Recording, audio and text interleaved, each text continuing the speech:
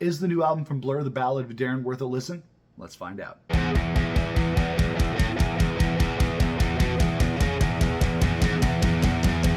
Hey everybody, it's Nick here with you. Welcome back to the Rock Squad channel. Welcome to my rock album review for the brand new album from Blur. It's called The Ballad of Darren. Who the hell is Darren? Before we get to it, guys, if you love to rock out as much as we do here on the Rock Squad channel, make sure to smash that subscribe button so you don't miss out on future videos. Make sure to like this video, to appreciate that, and make sure to share this video online with your friends and fellow rock fans. The Ballad of Darren is Blur's 9th studio album. It's a follow-up to 2015's The Magic Whip. And you know, I like Blur. Anybody who watches this channel knows that I'm more of an Oasis guy myself. You know, they're the top of the CD tower. They're my favorite band of all time. But the good thing is, it's not the 90s anymore. It's not the Britpop battle. You know, we're not talking country house and roll with it anymore. You can like both bands, and I've always liked both bands. I've never been as big of a Blur fan, obviously, as I am an Oasis fan, but that's okay. I've been more of a singles guy with Blur. I love a lot of their 90s singles when you think about Park Life and Country House, The Universal, Girls and Boys. I love all those songs. And then a little bit later on in the 90s, Song 2 and Beetle Bum and Tender. They have so many great songs. I think that Blur is a great band. I'm not part of that Blur versus Oasis divide, but I don't really know that a lot of people are anymore anyways. You know, you can like both bands.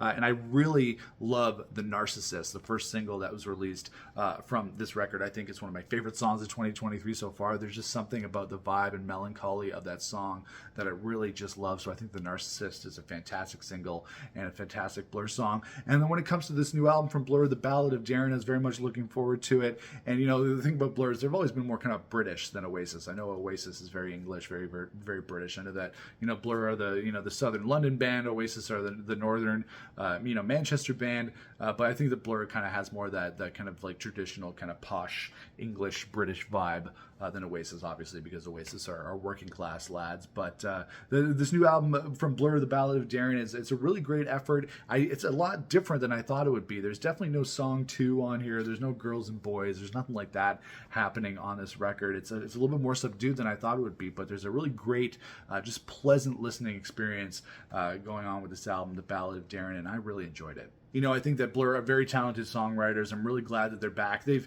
kind of been off and on for the last, 2 decades or so. I feel like when Graham Coxon left the band, it was in the early 2000s, I believe. And then he got back with the band. They made a record without him, which I think was Think Tank, and then they took many years off. And obviously, Damon Albarn has done Gorillaz, and I love Gorillaz. They have so many great tracks. They've done stuff with everybody. Noel Gallagher did, We Got the Power with Damon Albarn and Gorillaz. So they've mended fences over the years after Noel said some not very nice things about Blur back in the 90s. And I think, they're just fantastic songwriters. I think there's some really great songs on this album. Like I said, it's not as high energy maybe as their stuff from the 90s, but they're an older band, and it's almost a little bit like Noel Gallagher. You know, Noel Gallagher's High Flying Birds and his solo material. The thing I've always said about it is that it's very pleasant. It's very uplifting. It's just really, really great music to listen to that makes you feel good. I think they're getting the same vibe from this new album from Blur. So you know what? Let's get into the songs that I really like, the ones maybe that I didn't like so much.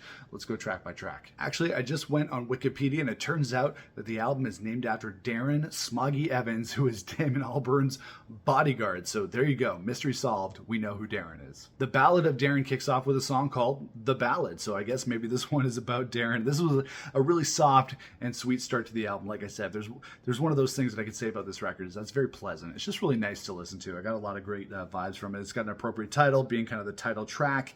It had a little bit more of a gospel vibe to it that reminded me of songs like Tender or The Universal. I think Blur have always really had a great gospel element to them, which I think is really, really cool. Had some really interesting twists and turns in there as well, and a great vocal from Damon Albarn. So the title track, The Ballad, was awesome. Then we get to a song called St. Charles Square, which I thought had kind of more of that punky kind of 90s sound to it that the band used to have back in their heyday. Some great grungy guitars from Graham Coxon. But this actually wasn't one of my favorite songs on the album. I thought it was really catchy, really fun, very English. But in terms of the melody and everything, it didn't really grab me as much as some of the other songs in the album. Maybe it didn't fit into the vibe as much as the rest of the Ballad of Darren. But it was an okay track, so I thought St. Charles Square was a decent track on this new record from Blur. Then we get to a song called Barbaric. Barbaric, which I think had a great breezy melody. I really, really liked this track. Thought Damon Albarn sounded great. I think this is actually one of the stronger tracks on the Ballad of Darren, so that maybe explains why it's up front. It's one of the first tracks that you listen to, showing that these guys still have amazing, great songwriting chops, right? You know, Blur have continued to write great songs, even though they've been away. They haven't lost any of their luster. These songs still really have some really strong melodies, and I really, really like Barbaric. I think it's one of the better tracks on the Ballad of Darren. Then we get to a song called Russian Strings. This was a jazzy kind of jam. There's some really great kind of jazzy vibes happening on this new record from Blur. And this, again, was like every other song. It was really just pleasant to listen to. This album just really gave me a kind of a warm, fuzzy vibe. Made me feel really cozy. It might have been because I was listening to it late at night, but really cool harmonies, some great, understated, but really great guitar from Graham Cox. And he's just kind of like, he reminds me a little bit of John Frusciante in the way that he's, I don't think that either of them are particularly flashy. I know John Frusciante's a little bit funkier and does some more solos and stuff. But the way that they texture things and the way that they approach, the way that they play guitar and the way that they contribute to the songs kind of reminds me of that. And I thought there was some great effort from them. So I like Russian Strings. I think that was a really strong track. Then we get to a song called The Everglades for Leonard, another song dedicated to somebody. We have songs for Darren, we have songs for Leonard, maybe that's somebody else in Damon Albarn's entourage that this is dedicated to, but it's an acoustic ballad, one of the more softer or subdued songs on this new record. And, they're showing their chops as classic songwriters, almost like a little bit of a Burt Bacharach vibe happening on here, which is to be expected because a lot of musicians from the 90s, Noel Gallagher included, Damon Albarn, influenced by Burt Bacharach, so I think these guys are, doing a little bit their best Burt Bacharach chops. It's not super energetic. Not a lot of the songs are really upbeat on this record, but that's not really the point. I think the band is really trying to do something sonically cohesive and have a lot of songs that really complement each other, which a lot of these do. And I really like this song. The Everglades for Leonard was a really nice listen. Then we get to The Narcissist, my favorite song on this record and one of my favorite songs of 2023. I love the melancholy vibe of the song. I love the background vocals from Graham Cox and the da-da-da. I think that's a great background of vocal. The harmonies sound incredible. It's just such a great song. I don't know what it is about it that I love so much, but it's one of my favorite songs of 2023. I like it almost as much as I like the new Noel Gallagher album. So there you go. In 2023, we can find balance in our lives. On one side, we can have Oasis. On the other side, we can have Blur. And these things can coexist. Who would have thought? I love The Narcissist. My favorite track on the album by far. Looked in the mirror, so many people standing there. Then we get to a song called Goodbye Albert. Now, I don't know who Albert is. Again, a lot of songs dedicated to people. This song's for Albert. So Albert, if you're out there, if someone has passed, then rest in peace, Albert. I take the vibe, but like I said, I didn't expect this album to be as soft and kind of chill as it is.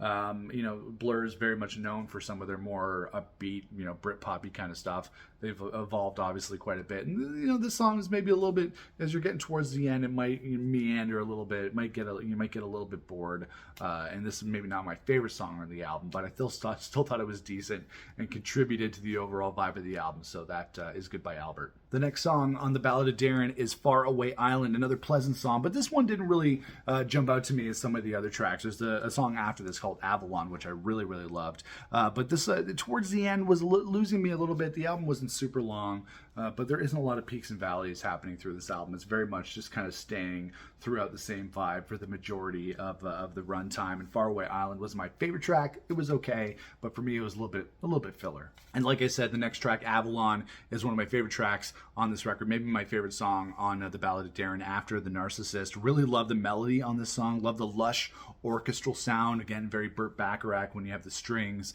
and you have the horns doing that kind of thing. Again, comparing Blur to Noel Gallagher has done that very well in his solo career. Just knows how to make that really lush orchestral sound that I really, really love. And I think this is one of the better songs in the album. I'm just a sucker for horns. Whenever you put a trumpet on something, I'm automatically going to love it. So I really loved Avalon. And then we end things off with The Heights, which was a very chill ending for a very chill album. It was a cool ending. It was on par with the rest of the album. Didn't really jump out to me as much as some of the other tracks. I think I liked Avalon, The Narcissist, Barbaric a little bit more. It didn't really move the needle too much for me, but it was a decent ending to the album, although it didn't really, wasn't one of my favorite tracks on the record. So we have The Heights ending things off with The Ballad of Darren. Overall, I think the Ballad of Darren, the new album from Blur, is a very strong effort. Some great melodies all over this thing that I think are really, really cool. And I hope Blur fans are really going to like it. I think if you're a hardcore Blur fan, you're probably going to be really into this album. Some strong songwriting, strong performances. The band are enjoying themselves. They're not really out to,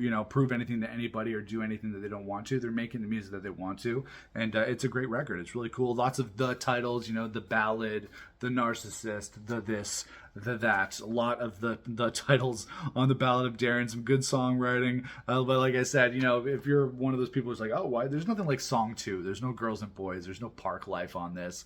But that's okay. The band have evolved, like I said, very much like Noel Gallagher. Noel Gallagher's not doing kind of Oasis style rock and roll, but his music is still really pleasant, really uplifting, really positive sounding, at least. Could be melancholy at times, but otherwise just super solid. And I think the new album from Blur, the Ballad of Darren, falls into that category. It's not rock and roll, but it's still really great. And I'm going to give the new album from Blur, the Ballad of Darren, a solid 4 out of 5. And that is it, guys. That is my review of the new album from Blur, The Ballad of Darren. We know who Darren is. He is Damon Albarn's bodyguard. Darren Smoggy Evans is his bodyguard. This album is dedicated to him.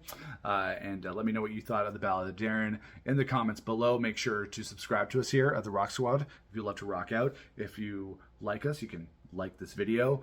Make sure to share this video online with your friends and your fellow Blur fans, Brit rock fans. We talk a lot about Brit rock on this channel because Oasis is my favorite band of all time. They're at the top of the tower, and that is why we talk about some of my favorite Brit rock on this channel as well. So share it online. Follow us on social media, Twitter, Instagram, and TikTok at Rock Squad Pod, and make sure to check out my band as well. We're called Fool's Union. If you love Oasis, Foo Fighters, Weezer, Smashing Pumpkins, that kind of stuff, you can check us out at foolsunion.com. A big weekend for new rock releases. I don't know if this is going to cross over for any fans, but my new review for the new album from Greta Van Fleet called Starcatcher is also up on the channel this weekend, so make sure to check that out. But until the next rock album review, guys, rock on.